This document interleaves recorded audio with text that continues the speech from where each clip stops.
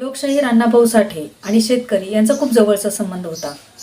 अण्णाभाऊंनी आपल्या लेखणीतून आणि शाहिरीतून शेतकरी, कष्टकरी, दलित वर्गाच्या व्यथा-वेदनांना वाचा फोडली. त्यांनी समाजातील अन्याय, विषमता, दारिद्र्य याच्या विरुद्ध लढा दिला.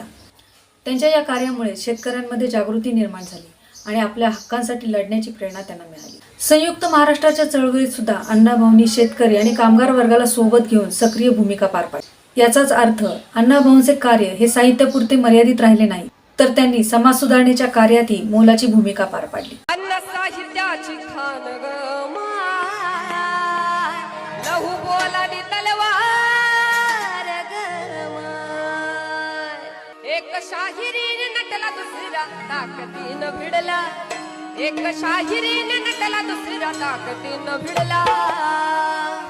म्हणून अन्न साहित्याची खान ग माय.